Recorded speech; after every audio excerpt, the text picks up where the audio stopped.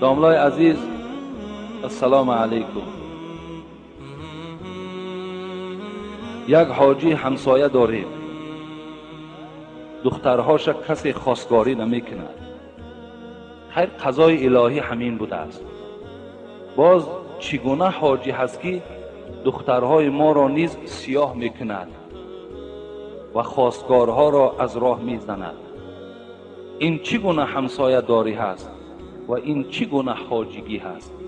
شهر دوشنبه التماس مفصل جواب گویید. از همون حاجی پرسیدن در کاروای چه خیلی حاجی باشد. در اصل امروز من وقتی حاجی ها را اگر مبادای سنگ زنم، همون حاجی های را سنگ میزنم که لایقی سنگ زدن دارند. من همه حاجی ها را نمیشنوم، ولی بسیاری از حاجی های هستند که الحمدلله بهترین حاجی هستند. باید حاجی در بین مردم یک نمونه باشند. نمونه. افسوس که امروز حاجی ها دروغگو هم شدند. امروز حاجی ها عرق نوش هم شدند. امروز حاجی ها در معرکه هاشون عرق هم میدهند. امروز حاجی ها خیانت هم میکنند. امروز حاجی ها چی کارهای نادرستی را انجام میدهند. بسیار این باور کنین یک شرم است، عیب است که اینقدر مکان مقدس رفته زیارت کردن، پس آمده تا جایی که بهبودی در عملهای تو پیدا شود برعکس. شاید همون حدیث پیغمبری خدا باشد که شما حاجی ها را آن زمان فهمین که حج هاشون قبول شد که اگر فعلشون دیگرگون شدگی باشد. اگر تا زمان حج دروغگو بود، رفت آمد راستگو شد، یقین دانین که وای حجش قبول شد. اگر تا زمان حج وای عرق فروش بود، آمد عرق فروشی را پرتاب، یقین دانین که او را حجش قبول شد. یا دیگر خصلت‌های ناخوبی که داشت اونها را ترک کرد، دانین که حج او قبول شد. بسیاری از حاجی‌های ما بعضی کبر هم دارند، بسیار سرکشی ها هم دارند. بسیار از همه اونها خواهش میکنم که حاجی هم که باشین، الحمدلله آدم هستین، انسان هستین، خاکسار شوین. حضرت مولوی جنی را خدا رحمت کند و میگوید ملا شدی و شیخ شدی دانشمند. ملا شدی، شیخ شدی، دانشمند شدی. ملا شدی و شیخ شدی دانشمند، بین جمله شدی ولی مسلمان نشدی. همش شدی، ملا شدی، شیخ هم شدی، حاجی هم شدی، صوفی هم شدی، ایشان هم شدی، همش شدی، لیکن مسلمان نشدی. مقصد مسلمان شدن است. بعضی از حاجی ها را گوش کردیم آمدن همون مکانهای مقدس با تنقید میکنن، میگوید همه مسلمانی در ما بوده است. بله، 50% خانت به نماز مسلمانی در تو است. تمام معرکات به عرق میگذرد، مسلمانی در تو است. دخترات همه بی حیا هستند، مسلمانی در تو است. اینا در ما و شما حقوق نداریم.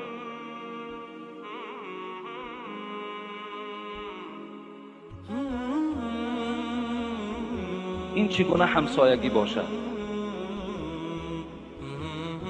حبیب خدا میگوید ما زال جبرئیل یوصینی بالجار حتی ظننت انه سیورثه. هرگاهی که حضرت جبرئیل نزد من می آمد، فقط و فقط برای من در باب همسایه بی نهایت تأکید ها میکرد که با همسایه ها بسیار معامله خوب کن. با همسایه ها بسیار معامله خوب کن. حتی گمان کردم این که وقتی از دنیا گذرم شاید همسایه از همسایه میراث میبردگی باشد. تا این اندازه من نگاه گمان کردم. پیغمبر خدا میگوید والذی لا یؤمن والله لا یؤمن والله لا یؤمن والله لا یؤمن. قیل من یا رسول الله؟ قسم به الله گفت پیغمبر که ایمان ندارد. قسم به الله که ایمان ندارد. قسم به الله که ایمان ندارد. گفتن ای حبیب خدا این در حق کیست؟ الذی لا یأمن جاره بوائقه. پیغمبر گفت آن کسی که فقط و فقط در آزار همسایه کوشش میکنه. این دو همسایه هستن یا سه همسایه هستن زندگی میکنن، لیکن فقط وظیفه‌ش همین است که به همسایه ضرر میرساند، همسایه را آزار میدهد. پیغمبر خدا گفتن والله لا یؤمنو، قسم به الله که وی ایمان ندارد. در همسایه داریمان بسیار باور کنین ما و شما بیگانه شدیم، بی پروا شدیم، غم همسایه دیگر نمیخوریم.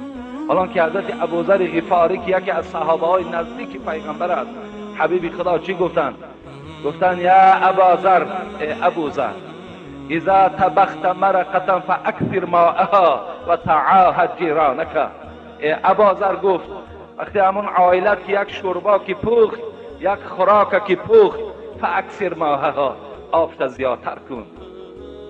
گفتم بهر چی؟ تعاهد جیرانک، تا که همسایه ها را از این با نصیب کن، برای خاطر همسایه ها آب شوربا را زیادتر کن. گفت امروز باور کنمون انصاف همسایه داری ما و شما از بین رفته است، فقط ما و شما دشمنی میکنیم. اگر همسایه را بینیم یک خانه نو کرده است، به همین عادی زبان خود ما میگیم تلخ کف میشویم که خانه همسایه من بهبودی پیدا شده است. اگر یک بچه همسایه ما یک وظیفه گیرد، ما و شما دیوانه میشویم.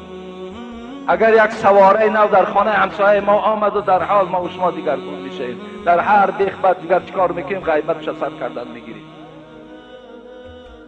حالا که ما و شما باید که چیکار کنیم؟ دعا کنیم که خداوند باز باید بیشتر دید و انصافش دید که باز ما را یاردم کند، ما را کمک کند. در آزار همسایه باید ما و شما صبر کننده باشیم، حسد نداشته باشیم. یک قصه میکنم به همین موضوع امروزه را انجام میدهم. بار میگه پیغمبر خدا در مسجد نشسته بودند، همین مثل نشستی ما و شما، صحابه در اطرافش.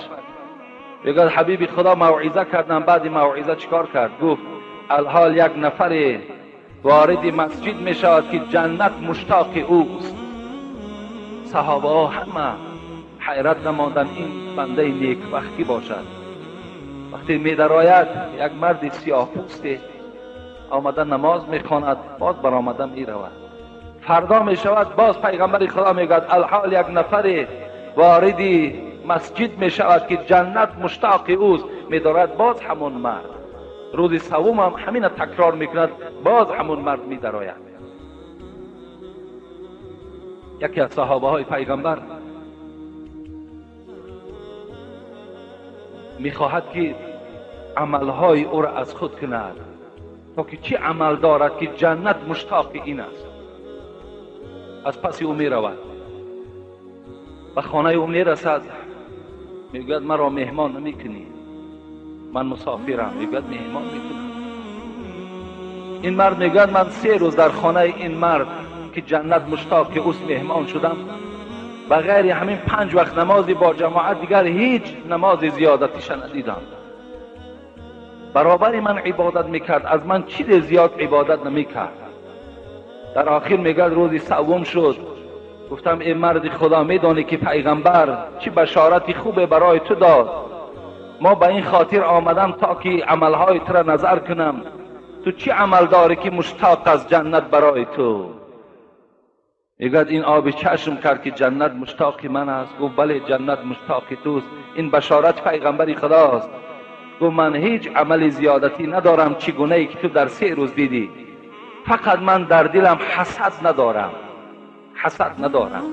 هر بهبودی هایی که در همسایه هم پیدا می شود، من فقط شکر میکنم که خدا را شکر که این گونه همسایه های بای و این گونه همسایه های خیلی خوب در اطراف من همسایه شدن، در حقشان دعا میکنم.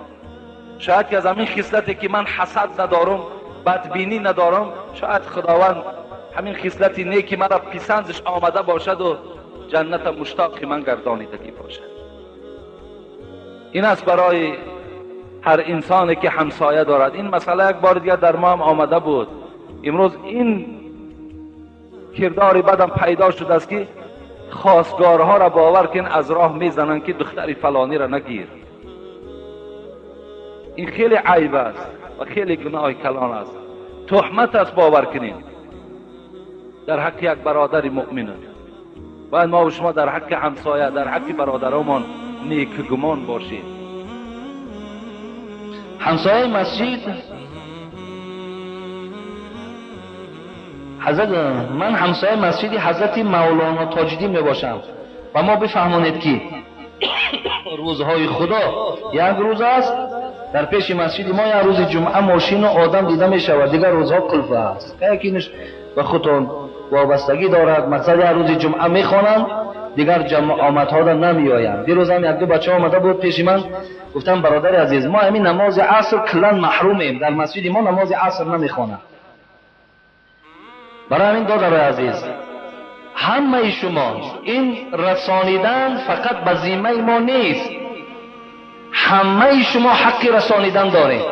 کدام تو در کدام محله زندگی میکنید دلالت کن مسجدهاتون آباد باشد، راههای آباد کردن شد بیابین، دامله ها را دعوت کنین مردم به نماز جماعت و نماز آشنا کنند تا که مسجدهاتون آباد باشد، 5 وقت نماز در مسجدتان باشد.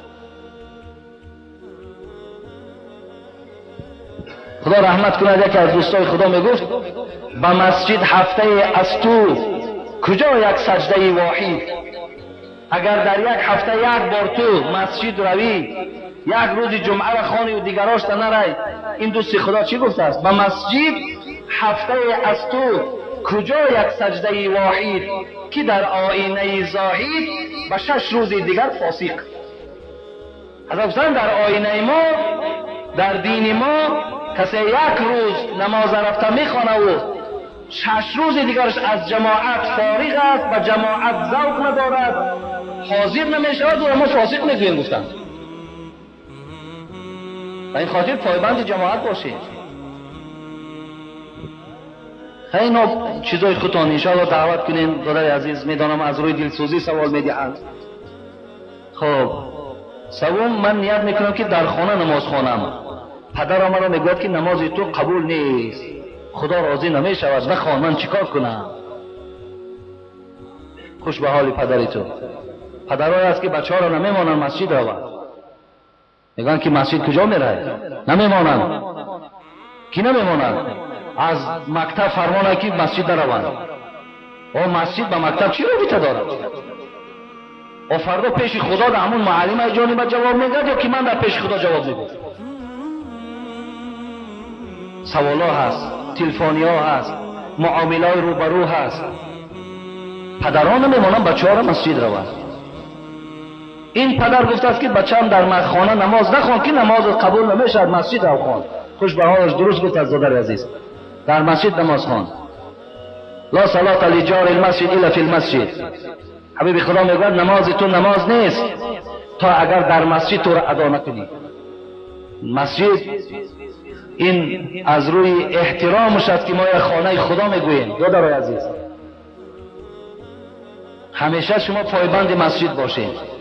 نابسته ملاتون کسی هست نیست، نابسته وی پیر جوان، نابسته وی دانای نادان است. شما رفته در همونجا مسجد، همون مسجد نمازاتون نخوانید به خاطر جماعت. السلام علیکم محترم داملا، میخواستم با سوال من جواب گردونید. سختترین گناهی که در نزد خداوند بخشیده نمی شود کدام گناه هست؟ این شرک است برادر عزیز. سختترین گناهی که پروردگار او را نمی بخشد این شرک به خداست. دیگر شما بی پروا باشین برادر عزیز، غمگین نباشین، امید از پروردگار داشته باشین که اگر شما قدمی در شرک نداشته باشین الله شما را مورد مغفرت قرار میده. وعده های خودش است. فقط شرک پروردگار نمی بخشد. حدیث خواندن پیغمبر خدا از نام پروردگار روایت کردن، من اتانی بقراب الارض خطیئتا لا یشرک بی لقیت بمثلها مغفرتا. پروردگار گفته بود است که اگر با پوری زمین و آسمان تو غلط و خطا داشته باشی، لیکن در بین این غلط و خطای تو شرک نباشد، با پوری زمین و آسمان با مغفرت استقبالت بگیرم. سخن پروردگار است. به این خاطر از شرک من که انشاءالله اکنون برنامه شرک دارم، رسول ساعتم نیافتستم همون یک تیار کنم وقتمون هم خیلی کم است، سفرهامون زیاد است. انشاءالله من در اطراف شرک برای شما صحبت میکنم. شرک چیست که خداوند اینقدر شرک بد میبیند، شرک نمیبخشد تا اگر توبه نکنی. اگر به توبه انسانی مشرک از دنیا گذرد، وای به حالش که خدا در قرآن مشرک نجس خواندگی است، مشرک نجس پروردگار گفته است. برای این دادر عزیز سخت‌ترین گناه این شرکی به خدا است. یک نمود شرک نمی ریا است. ریا انسان خودنمایی کنه، انسان خودنمایی کنه. انا همین شرکی به سوی پروردگار است. ولی بعضی برادران لیکن این موضوع گفتنش هم نیست. راستی بار من کمی خیلی خودم در من میشوم، لیکن بگذار میلش میگیم خیلی بی عقل است، بی سواد است، جاهل است، ما میبخشیمش. میگه حاجی میرزا تو خودنمایی بسیار میکنی. با تلفن میگه میلش، ما میگیم خیلی خدا دانا هست، خدا دانا است که این خودنمایی است یا جهادی در راه خداست، خدا خودش میداند. اگر خودنمایی ها میشد شاید که این قدر الحمدلله که ما از صدای زنگ های تلفن و وقتی که میشنویم که زن تاجیک یا مرد تاجیک وقتی با یک هیجان میگوید که داملا من هدایت یافتم از گوش کردن سخن تو و خدا قسم من در پیشگاه خودم، در پیش خدا خودم عزیزترین انسان میشمارم. اگر شاید این ریا میشد، این خودنمایی میشد، این بنده های خدا امروز به سبب این سخن خدا و پیغمبر هدایت نمیافتند. ابولیث سمرقندی میگوید سخن تو تأثیر نمیبخشد تا زمانی که تو اگر از صدق نگویی. سخن تو تأثیر ندارد تا زمانی که خودت به گفته های خودت عمل نکنی. به این خاطر من انشاءالله خدا دانا است. اگر وی از غیب گوید غیب گو کافر است. اگر گمان کرده باشد گمانی بدم گناه است. قصه پیغمبر یک جنگ از جنگ ها را حکایه میکند که صحابه پیغمبر گفت حبیب خدا یک نفر در زیر شمشیر من ماند، از زیر شمشیر من لا اله الا الله گفت لکن من قتلش کردم. حبیب خدا آنچنان میگوید همین رگ های سرش بلند شد و گفت انسانی را قتل کردی که لا اله الا الله گفت؟ گفت بله. گفت حبیب خدا وی از ترس لا اله الا الله گفت. رسول اکرم گفت تو آیا سینه وی شکافتی و در داخل شکمی وی دیدی که وی از ترس لا اله الا الله گفت؟ صحابه میگوید آنقدر زیاد این گپ تکرار کردی خواستم از سر اسلام نو بیارم. سینه انسان کی میداند در داخل سینه انسان چیست؟ ما به نام آن پروردگار همه مشقت، همه اذیت، همه بدبینی که نسبت من از تمام مقامات است همونا را به عهده گرفتیم، لیکن به گوش مردم سخن حق میگوییم. این خدا خودش میداند. من کی است که در پیش اخبارات میتیم؟ اون بیچاره همین که اگر گفتی امروز تو صبرجت کی کند دیگه من برای گفتم ندارم. خب دعا کنید در حق استادایی که پیش از مولود در مسجد خدمت کردند. خدای مهربان آن روزا خیلی گوییم که خدمت‌های زیاد کردن برای آمادگی مهمان ها. خدا خیرشان دهد. این بچه‌های در اطراف ما پولی و مالی و شب و روز در خدمت مهمان ها بودن. خدای مهربان آن بشارت‌هایی که برای خدمت مهمان ها هست برای تمام آن بنده هایی که خدمت کردن خدا در نامه اعمالشون کتابت فرماید. سوال از آن را بلند گفتن ممکن نیست. در مسجد ما از آن را بلند میگویند. در دهمون یک پیشواداری میگوید که از آن را بلند گفتن ممکن نیست زیرا که دولت ما اسلامی نیست.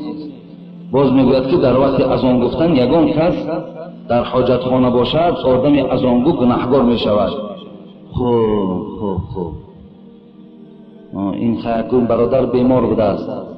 کسی های بیمار است پیشوا خدا مثال شفای کامل رش دهد که زیرا که مثال به اذان تو کسی در حاجت خانه کسی در کجای باشد اذان دهنده گناهکار نمیشود.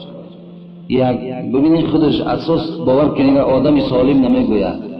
کی میدونه اذان دهنده چی میداند که مثال کی در کجا هست. یک تماما باور کن از آدمی صحت نیستند، خدا خیرشان دهد، خدا شفای کاملشان دهد.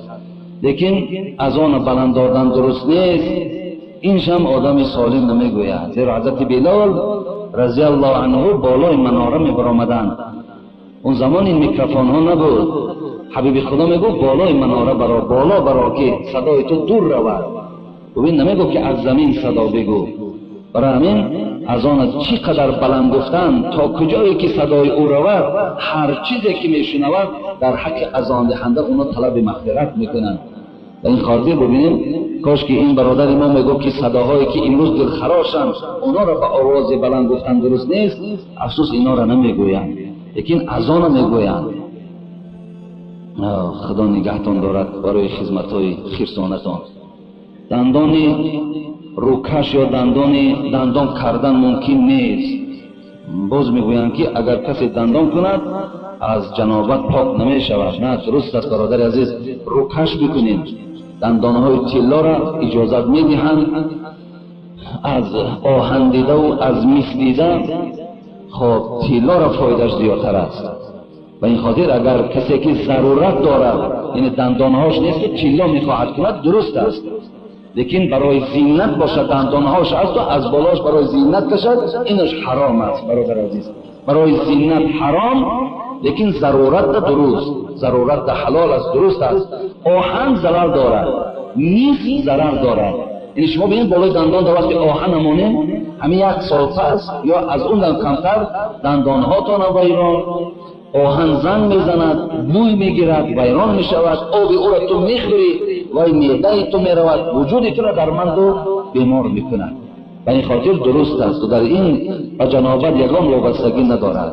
حتی میگویند که پیش از دندان گذاشتن شما رفته طهارت کنین و بعد دندان چسبانید. خیلی معنیش خوب است، آداب است، لیکن به طهارت هم که چسباند وای معنی را ندارد که در جنابت است. خب ما از شما خواهش داریم با این سوالهای ما جواب، خیلی جوابش همین است داریم.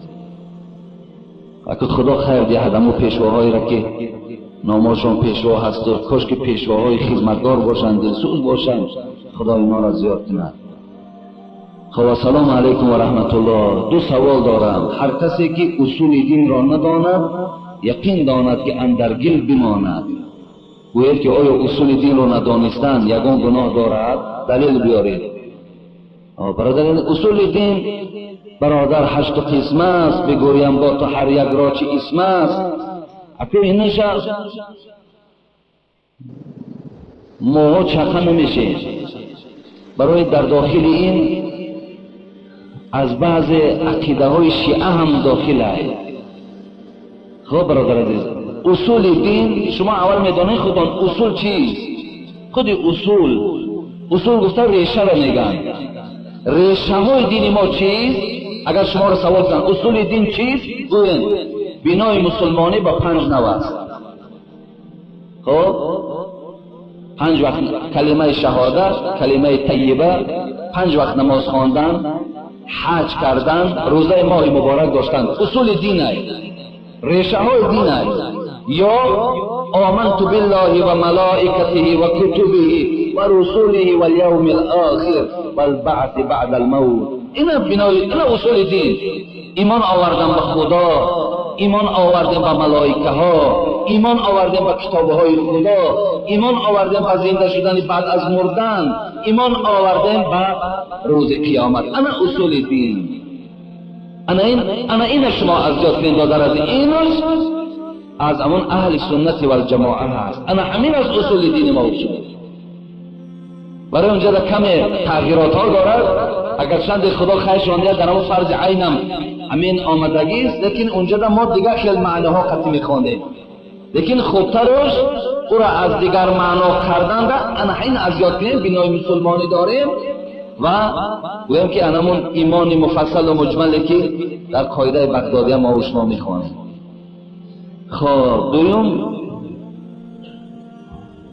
شما در امر معروف دجال گفتید که مرد از عربستان و نزد دجال می آید و دجال او را می کشد، باز زنده می کند و دوامش را می گفتید که حالش چی شد و دجال ایمان نآورده بود، ولی او ایمان به دجال نیاورد.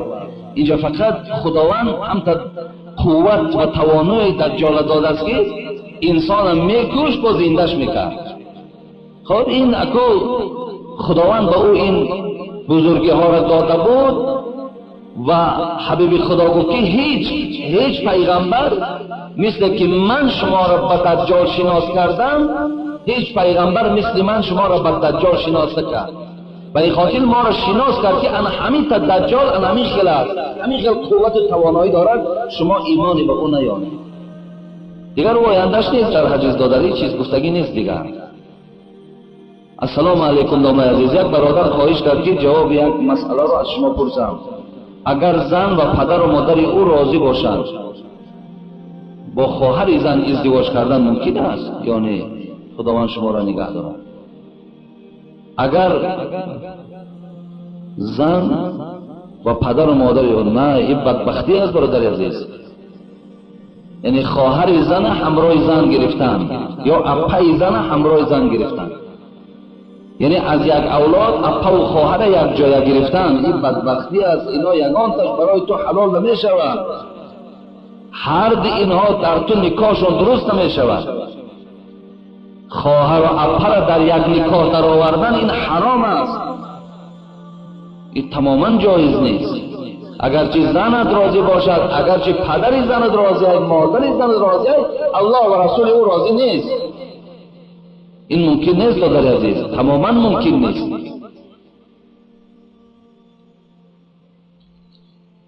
سوال نفهمیدم اول، لیکن معناش همین است. سلام داملای محترم، راستی بود من یک مخلص اشدی شما هستم. یک سوال من را در تعجب آورده است. سوال: آدم را سجده کردن جایز می باشد یا نه؟ که بعضی رفیق‌ها این را روا دانسته ایستادند. با احترام مخلص شما، نه ما یگان کسی ندیدیم که یگان انسان تعظیم کند. تعظیم فقط حق خداست. حتی رسول اکرم صلی الله علیه و سلم گفته بودند: لو كنت آمرا احدا ان يسجد لاحد لامرت المرأة ان تسجد لزوجها. ببینید حبیب خدا گفت اگر می بودم این که خدا مرا امر میکرد که آدم سجده کند، هر آینه امر میکردم که زنها شوهرهاشون سجده کنند. یعنی من امر شده به این نیستم که به بنده های خدا رسانم که ای بنده های خدا این تعظیم کنیم. تعظیم کردن، میان خم کردن یا پیشانی را در زمین گذاشتن فقط حق خداست. فقط از برای خدا ما تعظیم میکنیم، برای هیچ شخصیت ما میان ما نه. ولی بعضی برادرها فکر میکنن این حرمت نه، حرام تعظیم. بعضی میانشون بسیاری بد خم میکنن. این تماما جایز نیست دادره، این احترام هم نیست. برای فقط میان خم کردن، پیشانی را در خاک گذاشتن، خب اینا همش فقط حق خداست. این برای یگان شخصیت اجازه نیست کردن. السلام علیکم داملا، با این سوال من جواب گوید. سنگ، خاک و یا دیگر چیزهایی که از مزارها هر جا آورده شده، آنها رو باید در کجا پرتاییم؟ بخشش داملا در حق ما دعا کنید. اما خیلی کجا در پرتایینش؟ هیچ چی گپ نداره. سال همون سنگ ای خاک ای کدام مثال مزاری هم که آمد، سنگ و مزاری خاک یکان چیز مقدسات نیست که را که ما در طور سر مانیم. هم سنگ خاک که مقرریه خود چی دارد باید؟ هیچی ندارد دادر عزیز. همون سنگ و مزارها مثال هستن. مزار همون مردک خودش در پیش خدا محترم است. همون آدمی که مرده است همون خودش در پیش خدا محترم است. او در پیشگاه خدا خدمت کردگی است، در پیش خدا ثواب و پاداش میگیرد. لیکن از اون جهان سنگ و خاکی که ما و شما میگیریم میاریم، او چیزی نیست که ما را در یگان جا همچون مقدسات من کنیم. ممکن نیست. او را در همون خط کوچه همراه سنگ و خاکا میپردازیم. او از جنس خاک یا جنس خاک قد پرداش بره. یگان سلام نداد. دادر عزیز نی ترسیدن نیست که ما از خدا باید ترسیم. از یه نوده درخت میترسد، ای چوب میترسد. این قدر مردم ما و شما به ایرق شدید. آخه یگانه چیزی که الله میگه ایاک نعبد و ایاک نستعین، و یگانه جایی که کمک است نزد من است، یگانه جایی که حق عبادت است نزد من است. و در یک روز شما قریب چند بار میخورین همین سوره فاتحه را؟ ایاک نعبد و ایاک نستعین، ایاک نعبد و ایاک نستعین. چی میگوین همین؟ برای همین نترسین، شما هیچ ضلالی نداره.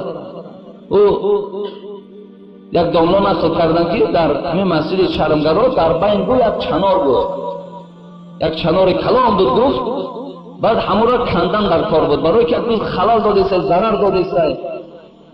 هر کسی را که تبر میتن میگن همون را مثال یک نهادش بزن میترسن، این مزار شدگی است.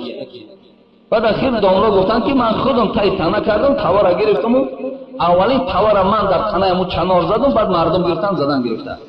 ببینید تو چه اندازه ما میترسیم. انسانی که از خدا ترسد همه چیز از او میترسد. شما یگانه جای ترس خدا باشد، نخواه که ما و شما خیلی ایمی یک خاک تاریستان بترسیم. آخه چی است؟ این جای ترس دارد برادر عزیز. من میدانم که شما نمیترسید، شما در عقیدتون حرمت دارید. مثال در عقیده شما حرمت کردن همون خاک است، لیکن من به شما میرسانم که خاک او حرمت ندارد، خود همون شخص حرمت دارد. همون انسان شما در حقش دعا کنید، شما همون انسان دوست دارید.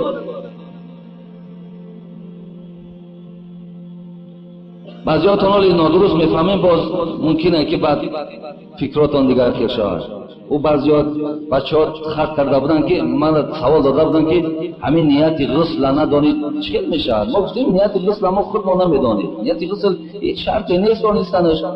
بچه‌ها خط کردن که یک محله کلان اخلاصش پرید است که تو دعای غسل گفتی هیچ چی نیست. اینو ببینید، حالا که در اصل یگان چیزی نداشت که نیت همون نیت قلبی بود. برای یک همین مسئله یک شلاق کلان اخلاصش پرید است. برای همین یک مسئله ها شما را خوب توجه کنید. چیزی که من میگم هم عادی هم ساده خب و هم پهلوش فکر کنید. یکی یک بار شما فکراتون تغییر ندید. بسیار مسئله نازک است. نازکیش به همین مقصد است که شاید که از بسیار اهل علم که اینا نمیبراید با گوش مردم که نمیرسند، بعد فکر میکنید که خیر ممکن یگان فکر دیگر دارد یا یگان رویه دیگر، یگان مذهب دیگر است. هر خیل فکر در ذهن آدم میاد، لیکن هیچی نیست. رویه ما رویه قرآن است، حدیث است. مذهب ما و شما مذهب امام ابو حنیفه رحمت الله علیه است. از این دیگر چیزی نیست. حاجی مرزا میگفته که در مسجد درس‌های دنیوی را تیار کنیم، در نزد الله گناهگار نمیشویم. نه، گناهگار نمیشیم. شما اگر یکم کتاب‌های حتی همین فیزیک دارین، شیمی دارین، ادبیات دارین، چیزی دارین، آمده در یک کنار مسجد نشسته و درساتون را تیار کنین، یگان ضلالی نداره، یگان گناهگاری نمیکنه.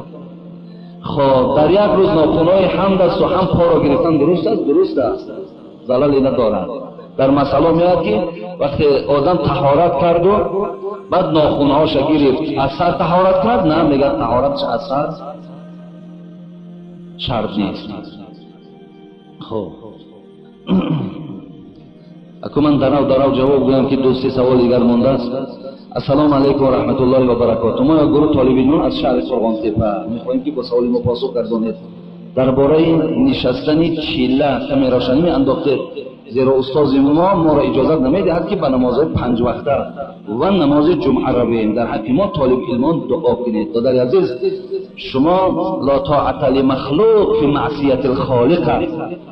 اگر استاد تو را من کند که جمعه نرو، 5 وقته نرو، تو اگر اینجا سخن استاد تا رد کنی و روی، پیش خدا ثواب میگیری.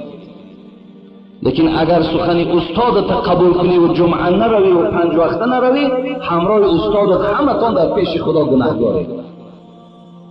برای این معنی را نداره. برادر عزیز و گرامی، اسلام ما و 5 وقت نماز ماها را ضرور گفته آمدن مانه. دیگه کسی 40 میشیند، 50 میشیند، 60 میشیند، چیستن گیرن میسان. لیکن در نیامدنش کسی 40 می نشیند لیکن نماز نمیآید، گناهگار است. در 5 وقت نماز باید در نماز باشد، در نماز جمعه باید در نماز باشد. یا ایها الذین آمنوا اذا نودی للصلاة من یوم الجمعه او جمعه فاسعوا الى ذکر الله. این برای همه است. روز جمعه که آمد برای تمام بنده های خدا آمدن به سوی مسجد فرض است. خدا میگه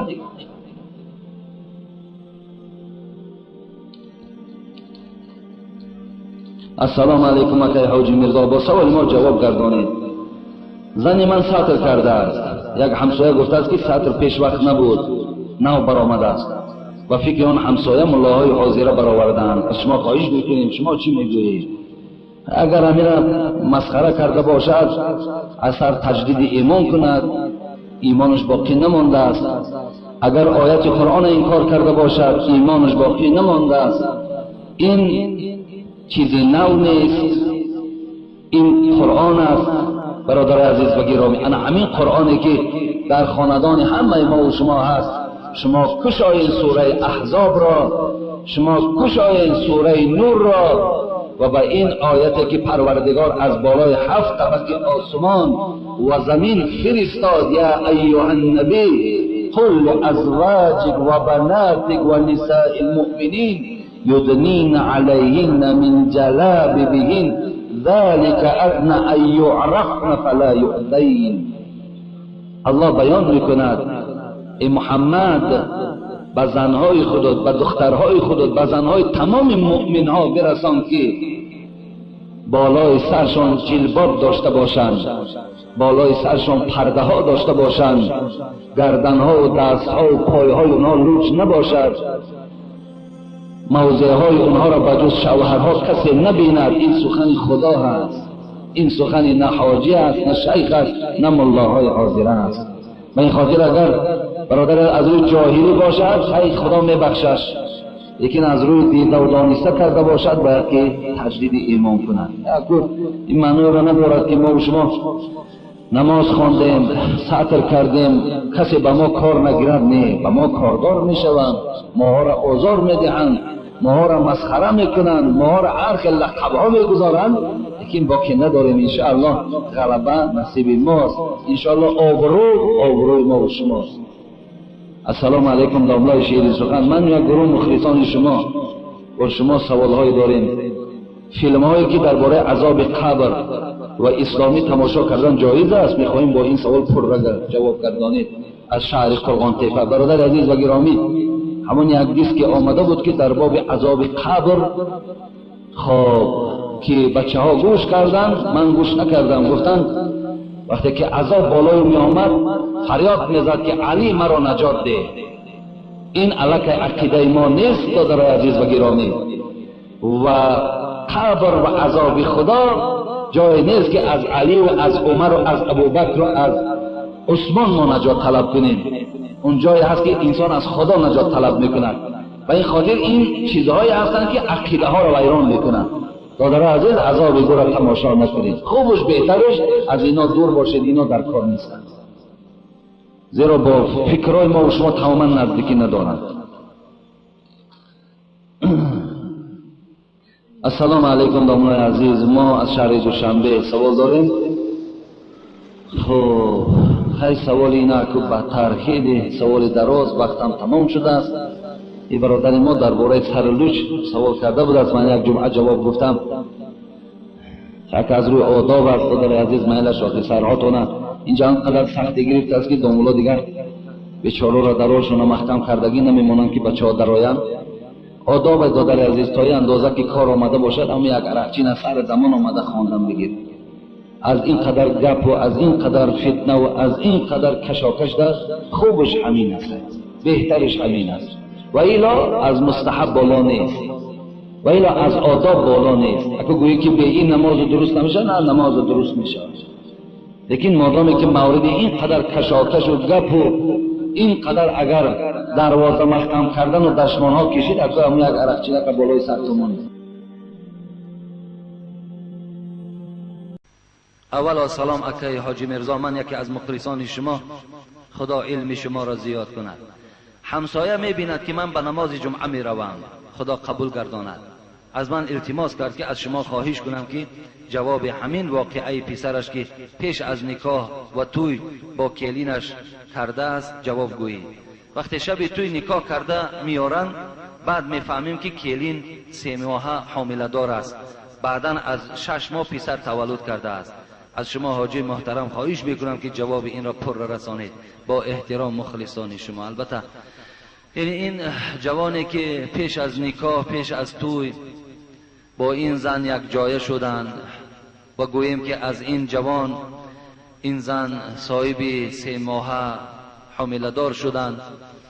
خب نکاح اینها درست است وقتی نسب معلوم باشد. مقصد همون زن پرسند که همین شکمت از کی است؟ گوید که از فلانی است.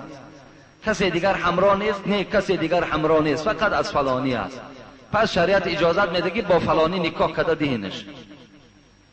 خب و خانه‌داریش هم تا وقتی تولد کردنش اجازت میدهد.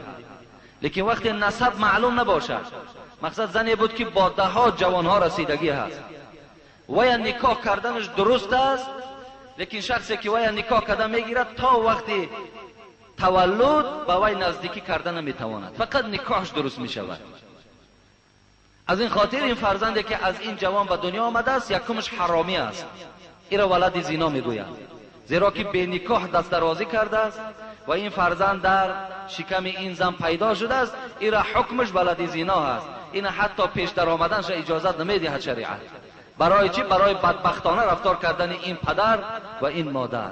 این فرزند در دنیا گوییم سبب بدگمانی و سبب گوییم که در شک و شبهه پیدا شدن دل بندگان خدا پیدا شد. یعنی سبب گناهکاری این پدر و این مادر است. این جوان هیچ عیبی ندارد، فقط که نام این بیچاره ولد زنا است، از حرامی تولد شده است. السلام علیکم برادر حاجی میرزا. اولی این جوان که گرفته است، لیکن بسیارها میآید میگوید دخترها حتی مراجعت میکنن، خانه میآیند که مثال با فلانی یک جایه شدیم، 1 ماه 2 ماه شد یا 3 ماه شد رفتیم ابورت کردیم و فلان و فلان کردیم. امروز اینش هم رواج دارد. خدا دانا است، باور کن اکثریت جوانهایی که زن میگیرن خدا دانا است که دختری بیکر بیابند. با بعضی گویم که همون طبیبای بی انصافی هستن که پیش از مثال به شوهر برآمدن دخترها اونها را گویم همچون دختر میکنن و بعد دست شوهرشون میتین. این خیلی بی انصافا هم وجود دارن.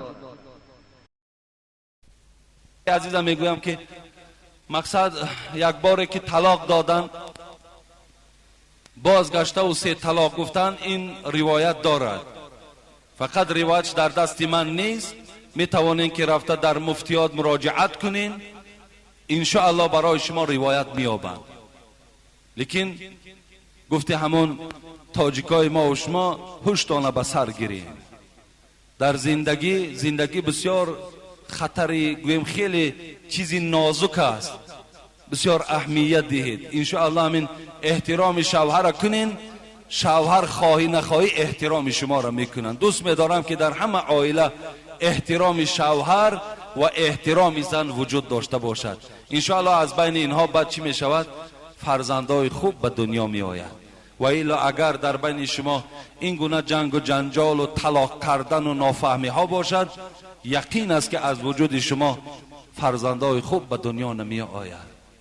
خواهر عزیز، انشاءالله از این صحبت های من شاید هیچ کس ملال نمی شود. صحبت های هست که همه سرشار احادیث های رسول اکرم صلی الله علیه و سلم، فقط به فایده شما هست، فقط به فایده همه ما و شما هست.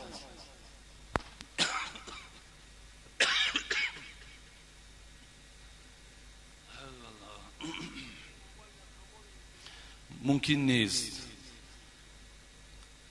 جمعه گذشته من در اطراف سلام برای شما گفته بودم که سلام میدهم، سلام دادن چگونه هست، باید چگونه سلام دهی. و در باب قهری که امروز برادرای ما و شما قهری هستن با یک دیگر، شرم نمیکنن، هر دو نماز میخوانند، هر دو در یک محله زندگی میکنن، هر دو در یک طبق نان میخورن، لیکن با یک دیگر قهری هستند. خواستم در اطراف همین با شما صحبت آراسته کنم. حبیب خدا میگوید لما خلق الله تعالی آدم فقال اذهب فسلم على هؤلاء النفر من الملائكة جلوس فاستمع ما يحيونك فإنها تحيتك و تحیت ذریتك. حبیب خدا میگوید وقتی خدا آدم آفرید، بابای آدم میگویم حضرت آدم علیه السلام، اولین آدمی را که خدا آفرید، وقتی آفرید بعداً با این آدم چی گفت؟ اذهب فسلم على هؤلاء نفر من الملائکه جلوس. همون جمعیتی که نشستن دیدی گفت. حضرت آدم نگاه کرد که یک جمعیت مثل همین مسجد ما و شما پوری آدم، پوری همین تا گویم یک مخلوقای خدا. گفت دیدم. گفت همه اون ملائکه هستن. گفت اونا ملائکه هن. فسلم، رفته به اونها سلام بده، لیکن گوش انداز که وقت سلام دادی چی جواب میگیری، زیرا این که جواب او جواب هست که باید به تمام فرزندهای تو انا همین گونه سلام و انا همین گونه باید جواب باشد. حضرت آدم میگوید آمدم نزد ملائکه ها آمدم. بعدن چی گفت؟ السلام علیکم. حضرت آدم به همون تمام ملائکه ها بعد سلام داد، السلام علیکم. ملائکه ها همه گوش داشتند. فقالو السلام علیک و رحمت الله فزاده رحمت الله. شارح های حدیث میگوید، میگه وقتی آدم گفت السلام علیکم به صیغه جمع، علیکم بر شما، سلام بر همه شما باد. حضرت آدم گفت از طرف ملائکه ها چی جواب آمد؟ السلام علیک و رحمت الله. ببین حضرت آدم یک کس کی بود علیکش گفتن، اونا جواب گفتن سلام بر تو باد و رحمت پروردگار به تو باد. جواب انا همین است، سلام انا همین است. السلام علیکم جواب چی باشد؟ و علیکم السلام و رحمت الله و برکاته. اگر چند برکاتش من در آینده حدیث دیگر در برای شما بیان میکنم، لیکن از جانب ملائکه فقط همین قدر آمد. و علیکم و علیک السلام و رحمت الله. السلام علیک و رحمت الله. این جوابی بود که از ملائکه ها. مرد آمد نزد حبیب خدا، پرسید ای الاسلام خیرون، ای حبیب خدا در همین دین اسلام از همه عمل دیده کدام عملش پر ثواب است؟ حبیب خدا چی گفتن؟ تطعم الطعام و تقرأ السلام على من عرفت و من لم تعرف. حبیب خدا گفت در اسلام بهترین عملش دو هست. گفتن یکی دادن طعام است، دوم سلام دادن از کسی را که میشناسی و کسی را که نمیشناسی. این بهترین عمل در اسلام است، دادن طعام، خیر احسان کردن، صدقه دادن، در خانه مردم فریاد و گویم آب و نان قد ضیافت دادن. این بهترین عمل اسلام است. و دوم حبیب خدا گفتن دوم بهترین عمل در اسلام سلام دادن است، کسی را که میشناسی و کسی را که نمیشناسی. این امروز کسی را که شناسیم سلام میدهیم، کسی را که نشناسیم سلام نمیدهیم. میبینیم از کسی که مثال یگان منفعت دارد سلامش میدهیم، کسی که منفعت ندارد سلامش نمیدهیم. میبینیم کسی که پول دارد وظیفه دارد دویده به پیش میریم سلام بکنیم، لیکن کسی فقیر و بیچاره و ناتوان است و سلام نمیدهیم. حالا که حبیب خدا میگوید کسی را میشناسی و کسی را نمیشناسی و از کدام جمله انسان نباشد شما با او سلام دهید. این بهترینی چی است؟ از عملهای اسلامی به شمار می رود. این اول الناس بالله من بدأهم بالسلام. حبیب خدا گفتن از همه در بزرگترین شما کیست؟ آن کسی که اول سلام می دهد. ببین اول سلام دادن بزرگی شما را نشان میداد است. بهترین شما حبیب خدا گفت همان کسی است که اول سلام میدهد. بسیاری آدم از روی تکبری اول سلام نمیدهد، میایستد تا که مردم وی سلام دهند. ببین این از روی تکبری میشود. بعضی آدم دیده مثال سلام تا نگاه میکنه و سلام نمیکنه، کنی میبینه از طرف تو یگان سلام میشود یا نمی، او از روی تکبری است.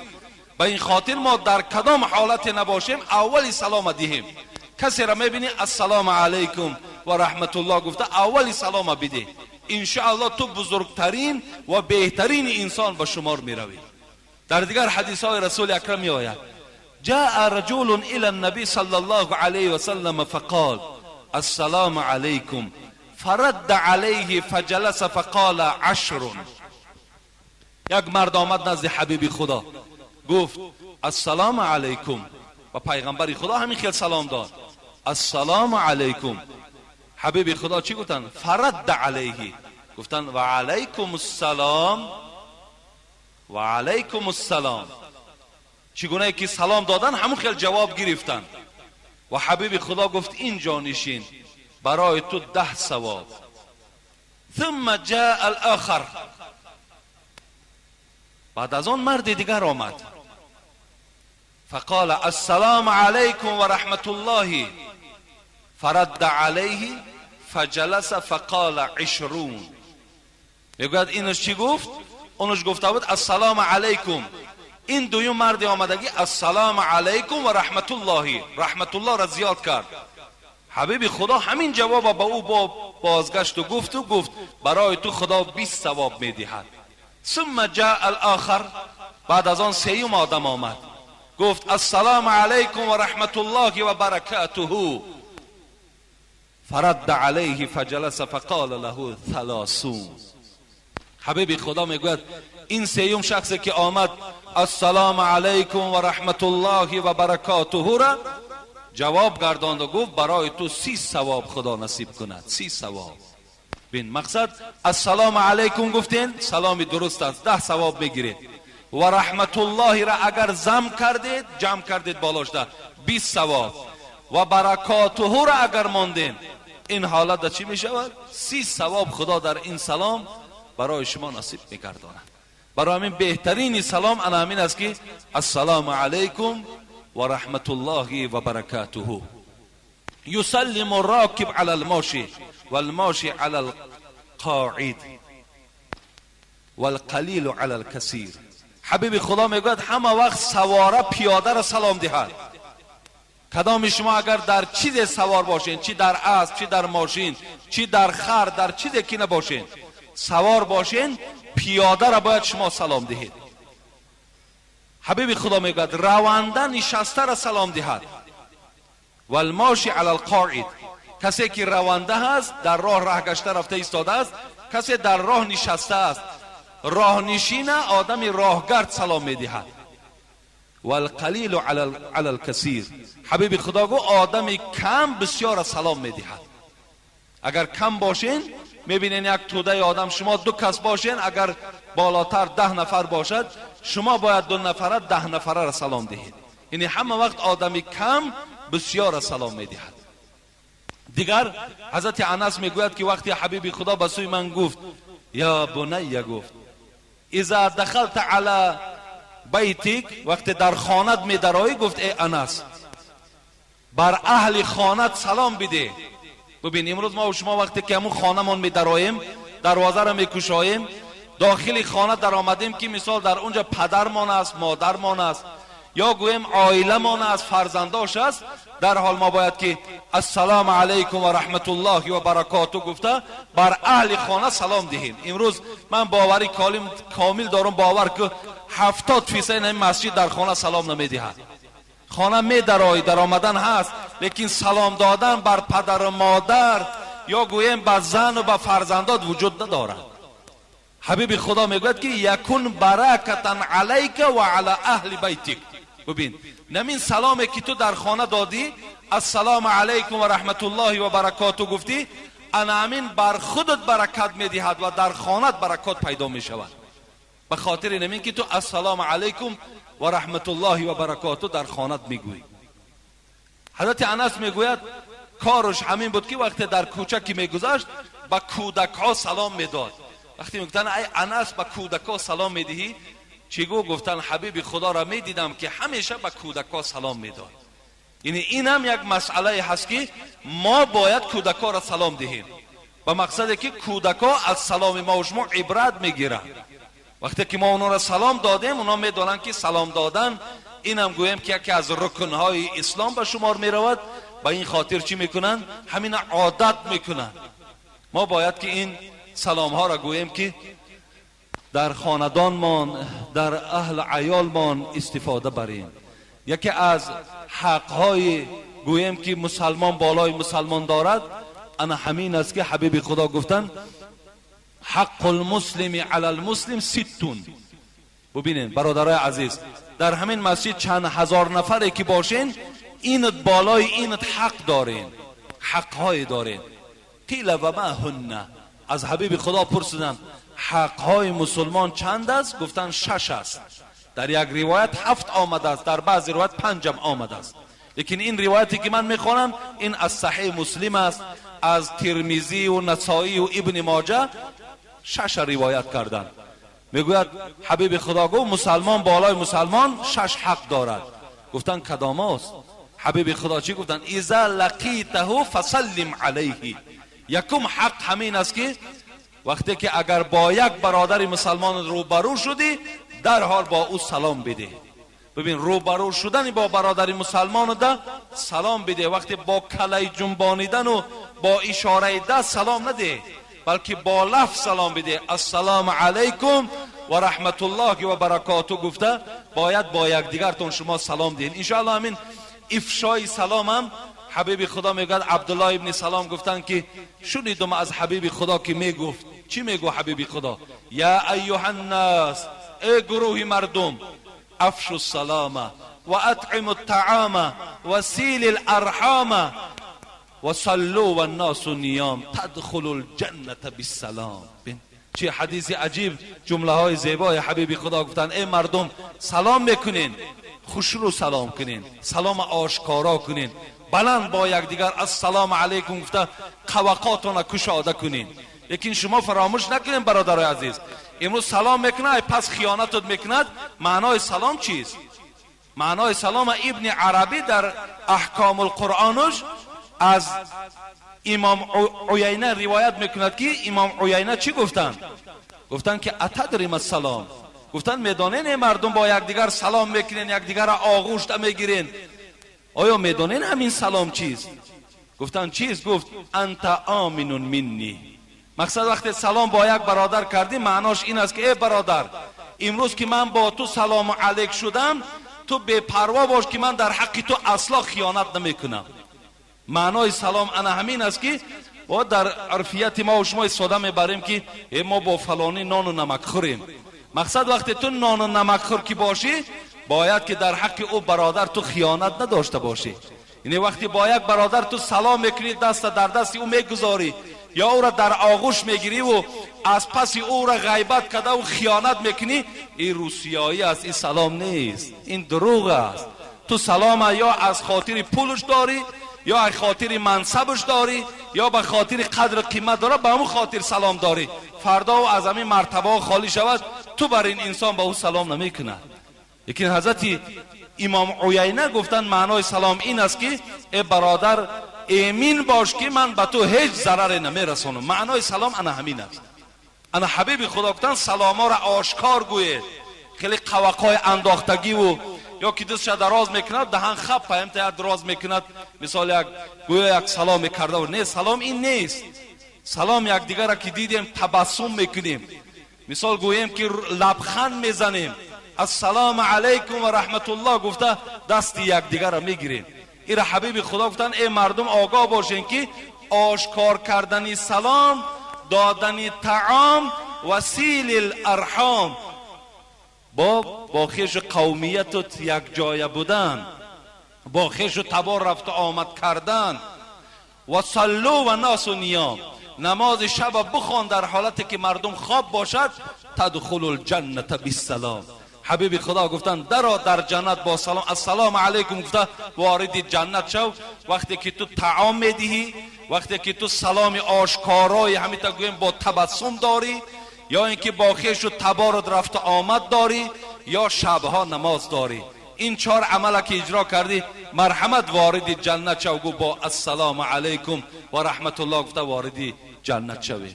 به این خاطر سلامامون هم باید که کشاده رویی باشد، سلامامون هم به طمع باشد. ولی سلام ها امروز به طمع شدگی است. همت میدونین خیلی دیگر جای شرح دادنش نیست. همون گفته عمر خیام دوستان 3 نوع انگر بدانی، کنانی اند و جانی اند زبانی. حضرت ها در همون دورهای خود چون همین دوستای حاضره را علاکه در لابراتوری گذرانیدن، دیدن این دوستی که امروز داریم مثال زبانی میشیده است، نانی میشیده است، جانی میشیده است. به نانی نان بیده از در بیرانش، همونش که کیسه تر نگاه داره، همونش که درآمد تا نگاه داره، همونش که منصب تو قطعی آشنا هست، بتیش از همون مال دنیا یک قسمت کش بتیه بگو برا دور برا، در پهلوت و راه نته. دویم دوستایی که هستن زبانی هستند. سال میاد در پیشت بسیار خودش ملایم میکنه و سخنهای دیگر آدم هم میاره پیش تو و دیگر خودش بسیار شیرین میکنه. او قطعی زبانی نوازش کن، او دوستی زبانی هست. لیکن دوستی جانی را عمر خیام گفتن با جانی جان بیده گر میتوانی. یکی دوستی جانی را همیشه چیکار کن؟ در پهلوت بگیر. دوستای جانی قطعی همیشه رفت آمد کن، زیرا سلام او طمع ندارد، سلام او ضرر ندارد، همه عملهای او فقط و فقط به فایده شماست. لیکن برادرای عزیز سلام دادن که خیلی ثواب کلان دارد، بی نهایت سلام گویم چی با کلانترها و با همه. لیکن در کدام حالتها سلام نکنیم؟ حالتهایی که نادرستی سلام است، حالتی که گویم که مرد در حاجت خانه باشد. مثال حاجت خانه های هستن که دو کسی که در همون حاجت خانه می دراید، در درون حاجت خانه سلام دادن درست نیست.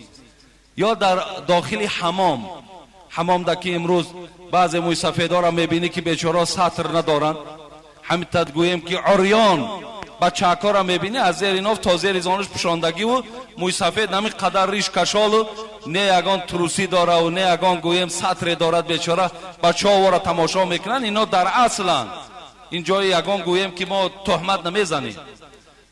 همون حمامات هم که در آمدین، همون حمامات هم سطر را بجا بیاریم برادر عزیز. سطر از زیر ناف تا زیر زانوتون مستحکم و محکم باشد. خب اگر از خودت محکم باشد از دیگرها کشاده، در اوج تو گناهگار میشوی برای دیدنی گویم موضع های اون برادری که از پهلوی تو در وجود دارد. در حمام هم سلام دادن درست نیست. یا در حالت مسجد میدرایی که مردم نماز خوانده است سلام نده، یا میدرایی که یک برادر تنها نماز خوانده است سلامش نده، یا حالتی که یک برادر قرآن خوانی دارد سلامش نده، یا حالت یک برادر ذکر در مشغول است سلامش نده، یا حالتایی که یک برادر اذان گفته است قطعی او سلام نکن، یا حالت یک برادر قامت میگه در حالت قامت هم سلام نکن، یا حالت اینه من موعظه دارم یک کس میدارد سلام میدهد. حالت موعظه حالت سلام نیست. خاطری را تو مشوش میکنی، خاطری را تو پراکنده میکنی. یا امروز گویم از همه در بدترینش همین است که لب دسترخوان، همین دستامان در درون طعام در آمده است که میبینی که به بالا تا آمد سلام کنی. حالت طعام خوردن حالت سلام نیست. حالت طعام خوردن همون در آمدی السلام علیکم، بس همون جا که دنیشین طعام تا که خوردی همه که مثال گویم فارغی از طعام شدن بعدا زیارت ها می شود. این حالت هم حالت نادرستی سلام است. همینا را شما رعایت کنید. از گفتن باور که در دهن ما خف نمانده است، لیکن هیچی دیگر نمیبینیم. همین معامله را همین گویم آنچه که میگویم در معاملات نمیبینیم. همینا را اجرا کنین. اینا سخنای خدا و پیغمبرن، اینا سخن کتابن. وقتی شما ثواب میگیرین که همینا در عملی بگردانید. اجازت نیست. اینا حالتهای هستن که در این حالتها سلام دادن درست نیست. انشاءالله فکر میکنم همین قدرش در اطراف سلام برای ما و شما کفایت میکند. در آیاتهای قرآن هم بسیار در باب سلام سخنهای زیاد، چه از سوره های مبارکه نور و چه در سوره نساء و در باب سلام آمده است که حتی در یک آیت قرآن خواندم که خداوند میگوید که وقتی خانه یک برادر مسلمان میدرایی تو لا تدخلوا بیوتا غیر بیوتکم حتی تستأنسوا. وقتی خانه یک برادرتون که میدرایین خداوند میگوید شما به اجازت خانه برادرتون ندرایین، بلکه اذن گیرید. اذن چیست؟ اجازت گیرید. اجازت با سلام تا 3 بار همون حولیده که هم دروازه را کشادی السلام علیکم و رحمت الله خاندار گفته فریاد بزن. اینا در آیات های قرآن خداوند خبر میدهد تا 3 بار سلام بده. وقتی میبینی هیچ صدایی نیست پس بگرد وارد خانه نشو میگوید خداوند. امروز در بعض خانه که زواناکا هست، همون زواناکا جقیدن هم انامون هم خودش چی است؟ معنای اجازت پرسیدن است. لیکن خانه هایی که گویم که همون زنگ ها که وجود ندارد وقتی میدرایم بعضی آدم دیده ولی راست به همون خانه را میدراید، دیگر نگاه نمیکنه که در اون خانه کی هست چی هست. این در دوره های حبیب خدا همین آیت نزولش از برای یک زنی بود که پیش پیغمبر خدا آمد گفت چند بار است که در حالت عریانم که به خانه مردها میدراید. مقصد همین خیلی در حالت های هستن که خانه از وارد خانه است، آدما در همه کار مشغولن. وقتی آدم دری او را کشاده و به وارد خانه او میشوی این بسیاری بسیار نادرست است. همون هم پسی دروازه او فریاد بزن سلام بده، بعدا اجازت شد میدر و اجازت که نشد پس میگردی. این است مسئله هایی که برادر عزیز کمی گویم به ما وابستگی. اینجا یک سوال دیگر بسیار ضرور بوده است.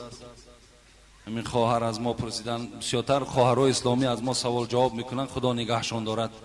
السلام علیکم ایشان حاجی میرزا، از خدای بزرگ التجا دارم که زبان شما را از گفتن سخن حق در راه اسلام همیشه گویا گرداند.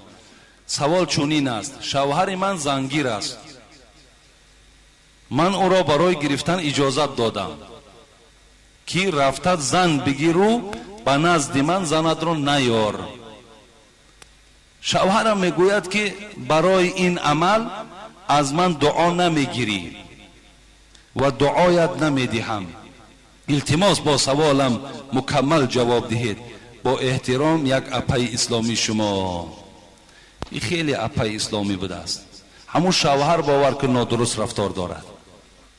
وقتی که مثال همین زن اجازتی گویم که حالان که حقوق اصل شریعت گیری برای زن گرفتن اجازت زن ضرور نیست، لیکن اکو وقتی که شما مصلحت کردین همین زن که اجازت داد، پس باز این شب بالای او زم نکن که مثال ما او را به نزد تو میارم. خواهی نخواهی دادر عزیز به نزد او آوردن عاقبتش باز پراکندگی است. باز پراکندگی به فایده یگان برادر نمی شود. امروز بسیار از جوانایی که امروز گویم همون 2 زنان 3 زنان، لیکن هیچ وقت زنای اونا یک جا نیستن، به خاطر که اونا در بین اونا خواهی نخواهی جنگ جوش گویم نافهمی ها پیدا می شود. به این خاطر این انشاءالله این خواهر گویم که هیچ کاری خطا نکرده است، یگان کاری غلط نکرده است. انشاءالله این دعای بد شوهر در حق تو دعای نیک است. اگر دعای بد کرد همچنان میرسد در حق تو که گویا که شوهر در حق تو دعای نیک کرده ایستاده. خوش به حالشان. باور کن خیلی زن ایمانداری هست که میگوید رفته تو مثال زن بگیرو میلش من در باز در نکاح تو طاقت تو را دارم گفته. این خیلی غیرت اسلامی است از جانب زنها، خیلی غیرت کلان است. امروز مثال بسیار جوانا هم هستن که به خاطر میبینن همین دخترهای مثال بیراگرد زیاد شدگیان. بسیار جوانا را من دیدم باور که گفتن از قد راه زن گرفتیم. مثلا همون زنای بیراهایی که در قد راه هستن انا همونها را رفته جدا کردیم و برای خود زن اختیار کردیم. این امروز وای مثال در خانه من خدمت دارد. از همین گونه زنها ما چی داریم؟ از همین گونه زنها ما صاحب فرزندیم. برای همین این یک غمخوری از گویم به همین جامعه تاجیکستانی ما که مثال وقتی یک زنی بیراهگرده که فردا وای بیمار می شود، چندین جوانهای دیگر را گویم که از همون بیماریش میگذراند و گویم یک بیماری عام در همین جمهوری ما پیدا می شود، یک پیشگیری گویم جوانها همین را برای خود اختیار کردند. لیکن خوش به حال این خواهر بسیار باور کن عملی خوب نشان دادن. السلام علیکم داملای محترم. ما یک گروه جوانان از شهر دوشنبه خواهش میکنیم با سوال ما جواب گردانید. یک رفیق ما زنش را 3 بار یک طلاق کرد و باز نکاح کرده گرفت. آیا زندگی این جوان درست است یا نه؟ درباره طلاق و نکاح با ما مراجعت نکنین، فقط همون مرکز اسلامی در رفته مراجعت کنین، همونجا چیزی که برای شما گویم. محترم بابای حاجی، در فرض عین اصول دین از 8 قسم عبارت است، اما از مولوی سراج الدین شنیدیم که اصول دین ما تنها آمنت بالله می باشد. مولوی میگوید که اصول دین 8 قسمه اصول دین شیعه ها می باشد. خواهش میکنم درستتر فهمانید. خب یعنی برادر عزیز، اصول دین برادر 8 قسم است، این از ما نیست. خب فراموش نکنین اصول دین ما بنی الاسلام علی 5. سخن حضرت عبدالله ابن عمر خدا رحمت و مغفرتشون کنه، حبیب خدا گفتن اسلام بر 5 چیز بناست: شهادت دادن کلمه لا اله الا الله و ان محمدا عبده و رسوله، این یکم. دوم 5 وقت نماز خواندن، روزه ماه رمضان داشتن، خب زکات دادن، حج کردن، این از اصول دینی ما. انا همین اصول گفته همون گویم اصل میگویند، اساس ریشه دین اسلامی ما انا همین 5 چیز بنا میشود. و این خاطر البته اونایی که بودن خیر که خدا رحمتشون کند، کسی کتابت کرده است نکرده است، اونا را ما اینجا جای تحقیر و جای مذمتشان نیست، بلکه فقط امروز ما و شما اینقدر فهمیم که اصول دین ما 5 چی است، 5 بنای اسلام. انا همین از شما دانین، ان شاء الله همین خودش کفایت میکند. خب السلام علیکم بابای حاجی، از نام یک مخلص شما از دهه دهنه کریموف عبدالله. بابای حاجی این 50 سومی مرا کمم که باشد بسیار گفته قبول نمایید از من و این کتاب را از من قبول نمایید. بابای حاجی در حق من و اولادم دعا کنید. من کسل قند و دق نفس می باشم. شاید که با دعای شما خدا خواهد نقص شوم. اله شما را هرگز خار نکند. با احترام کریموف عبدالله. انشاءالله این 50 سامان بابا را هم در آبادی مسجد خدا خواسته باشد صرفش میکنیم. و اینجا هم برادرایی که باز یک برادر خدا را نگهش دارد، اینجا هم خب یک مقدار پولی عروسی روان کرده است برای آبادی مسجد. خب یک برادر دیگر هم اینجا مبلغ دادن، نامشون نگرفتن. زن بابای حاجی عبدالحلیم از جرقله، این زنش بود است، اینجا هم یک مبلغی روان. ما وقتی مبلغ میگم یک فکر نکنین که همین خود مبلغای در آسمان هست. هم مبلغای کم کم فقط من رقمشون نمیگیرم. یکی فکر کنین که مثال همه پول در همه جا باشد، بعضی حالی ممکنم تا گمان کنن همش بیچاره 20 سامان و 10 سامان و هم تا هستن. خب عبدالله از کاریزی بالا اینجا یک مبلغ آورده است. بابای حاجی شاهین دیروز خدا نگهش داره حج آمدن آبادی مسجدن، این رقم میره نمبر 400 سامان داده است. خیلی مبلغ کلان، خدا نگهش داره. حاجی محمد علی برادرمانم دیروز هم همینجا اینا 100 سامانی دادن. در حق آنهایی که در صندوق خیریه صدقه میکنن، همون صندوق خیریه را هم کم کم نظر کنید. انشاءالله اگر همه کسا، این جای طلبیدن نیست، اگر همه کسا در همجا 50 درم 1 سوم وقتی میپرتین گپ در 50 درم 1 سوم شما نیست، لیکن انشاءالله این خیلی بهبودی ها در همین. اعوذ بالله من الشیطان الرجیم. بسم الله الرحمن الرحيم. إن الله وملائكته يصلون على النبي يا أيها الذين آمنوا صلوا عليه وسلموا تسليما. اللهم صل وسلم وبارك عليه. ای خالقی هر دو جهان، مولای من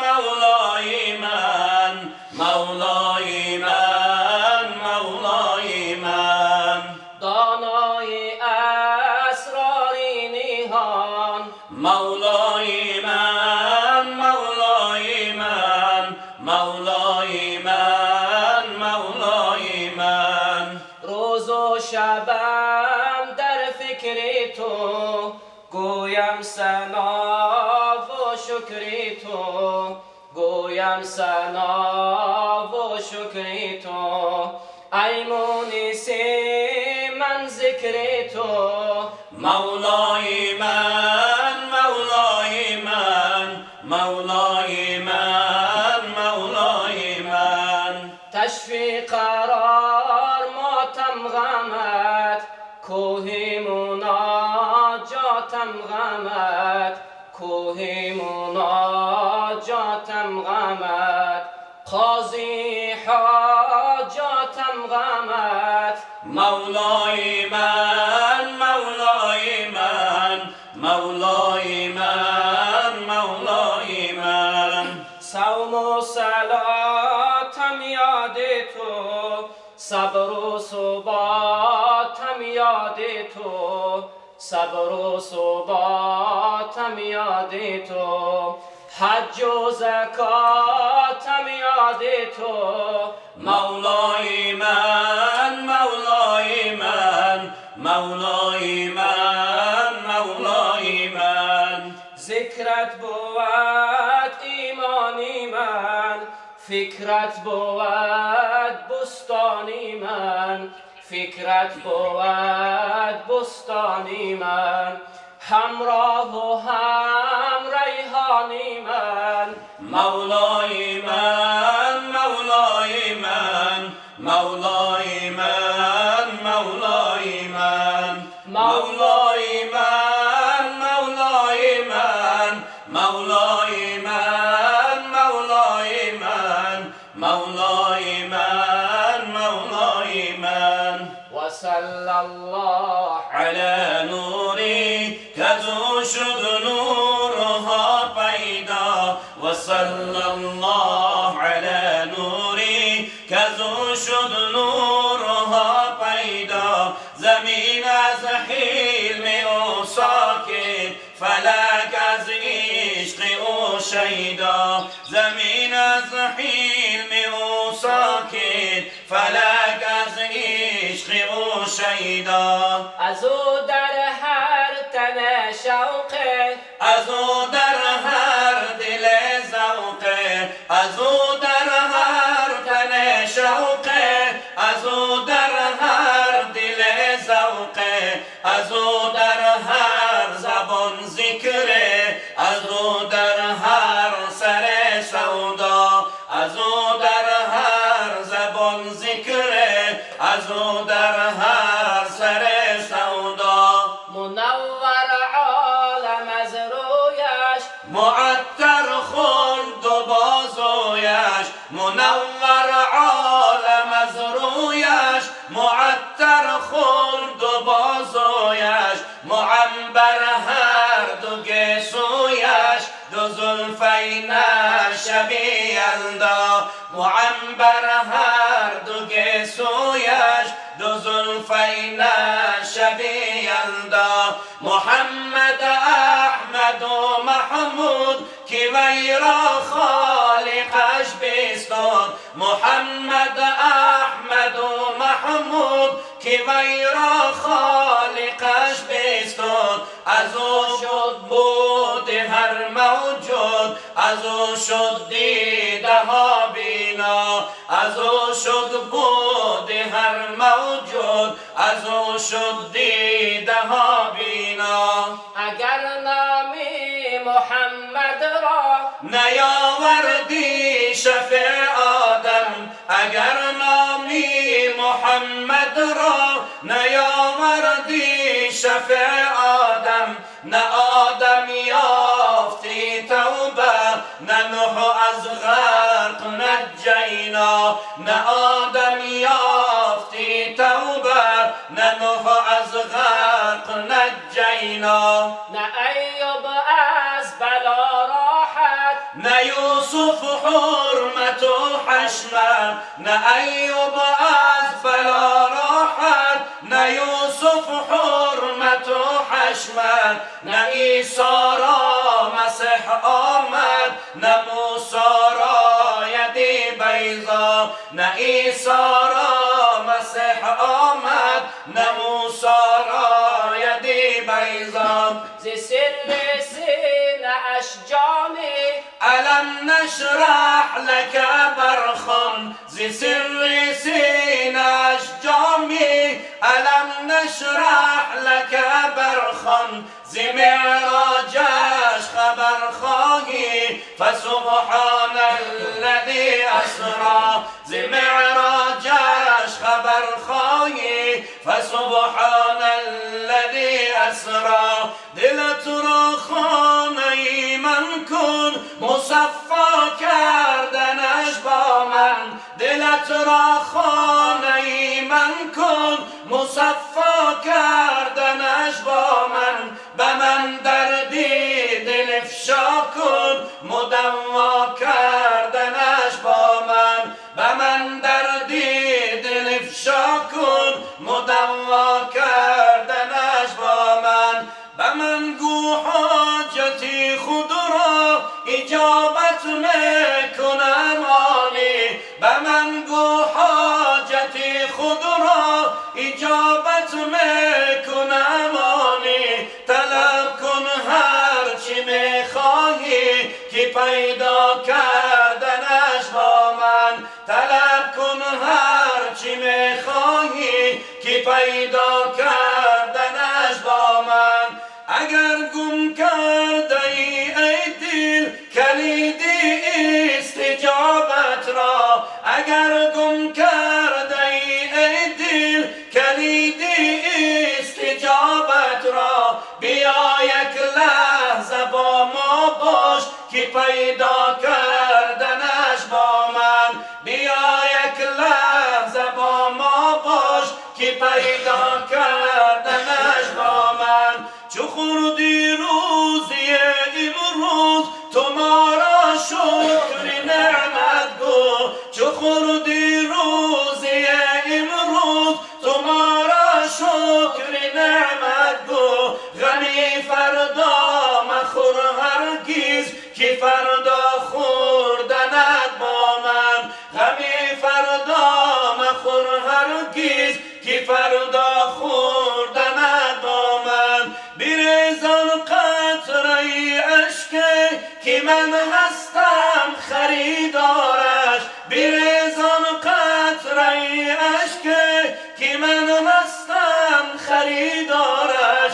بیاور ذره اخلاص که دریا کردنش با من، بیاور ذره اخلاص که دریا کردنش با من. اگر عمر گناه کردی مشو نوم تو از رحمت، اگر عمر گناه کردی مشو نوم تو از رحمت. تو توبه نامه را بنویس که امضا کردنش با من، تو توبه نامه را بنویس که امضا کردنش با من. فدای محمد دل و جان من که او گشته باعث ایمان من، فدای محمد دل و جان من که او گشته باعث ایمان من. پرستش خدا را به ما یاد داد، پرستش مخلوق برباد داد، پرستش خدا را به ما یاد داد، پرستش مخلوق برباد داد. و من سرور است و به من سرفراز، و این سرفراز کنم من ناز. و من سرور است و به من سرفراز، و این سرفراز کنم من ناز. همه روز من روز مولود اوست، همه شکر او و معبود اوست. همه روز من روز مولود اوست، همه شکر او و معبود اوست. تو گویی که مولود و بدعت بود، کسی داردش اهل زیلت بود. تو گویی که مولود و بدعت بود، کسی داردش اهل ذلت بود.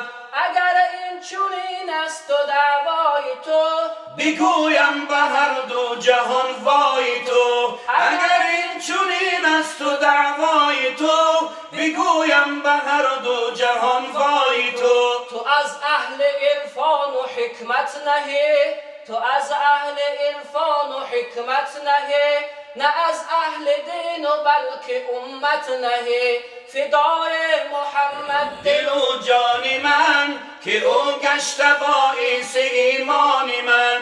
فدای محمد دل و جان من که او گشت باعث ایمان من. پرستش خدا را به ما یاد داد، پرستش مخلوق برباد داد. پرستش خدا را به ما یاد داد، پرستش مخلوق برباد داد. اللهم صل وسلم وزد وبارك على رسول الله وآله الأطهار، على رسول الله وآله الأطهار. أعوذ بالله من الشيطان الرجيم. بسم الله الرحمن الرحيم. ما كان محمد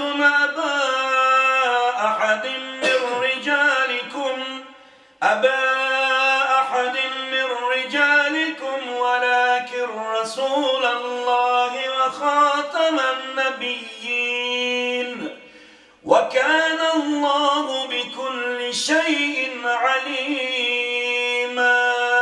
سبحان ربك رب العزة عما يصفون، وسلام على المرسلين، والحمد لله رب العالمين.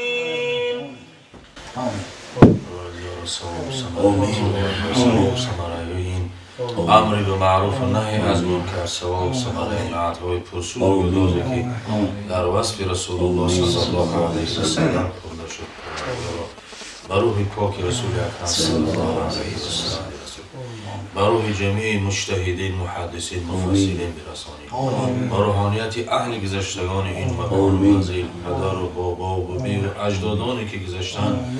امیدی دعا و فتحه دارم پروردگارا و روحانیتشان رسانده بگردانید. پروردگارا و برکات این امر معروف و نهی منکر و برکات این نظم‌ها تلاوت های قرآن پروردگارا این توی مبارک بگردانید. شاه عروس عمری درازی با برکاتی با توفیق عطا بفرمایید.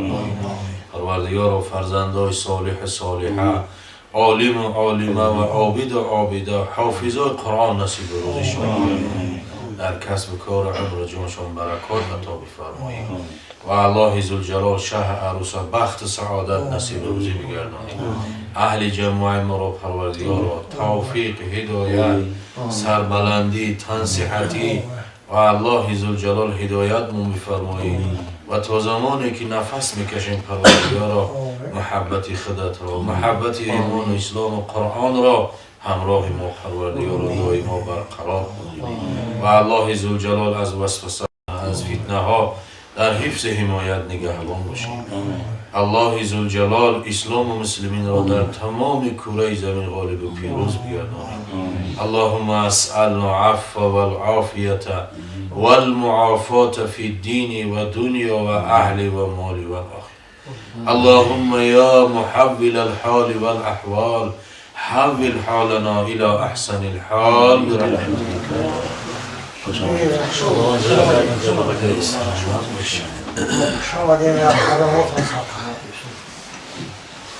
کنوی هسته که همیش سلام بدعت های جوابش هم واجب نمیشه. در اون کتاب فقهی ولی نه موضوع اومده است، از جمله اونا مسجد، از جمله طهارت خانه، حاجت خانه، حمام. یاد مقصد که سلام گفتن مکروه است. بله، وقتی که صحبت رفته است. بله، که حالت رو باید که سلام نترکش کرد. اگر ما بودو کسی هم سلام داد جوابی او واجب نمیشه. برای در غیر موضوعش گفت سلام کرد. خدا حفظ. اللهم اوصلنا الى جميع مقاصدنا وتب علينا انك انت التواب الرحيم. پروردگارا اجر و ثواب ختم را که حتی شه غالب شو کرده است شو به حال شه بچه‌ای که برای روزی تویش ختم قرآن میکنه انشالله خداوند در جانشان برکت میکنه در مالشان برکت میکنه در خاندانشان برکت عطاش میکنه پروردگار رو همچنین ثواب خیری صاحبای خاندان اینا و تمامایی را که به خاطر خشنودی و رضای الله به خاطر احیای سنت رسول الله صلی الله علیه و سلم آماده کردند و در گوی بی‌نیازت قبول فرمود و در نامه اعمال صاحبای خیر نوشته گردید و پروردگار ارواح گذشته‌هاشون رحمت و مغفرت کرد اونایی را که امید دعا دارند از برادر ما عبدالکریم جان و اهل این خاندان و برادرایی که در این محفل خیر شرکت دارند پروردگار و رحمت و مغفرت شون کرد در بحبوحه جنت مستقر شون خدایا فیض و فتوحات و برکات خیش رو در این خاندان و در این محله و در این دیار نازل فرما پروردگار عاقبت کارام را به خیر بده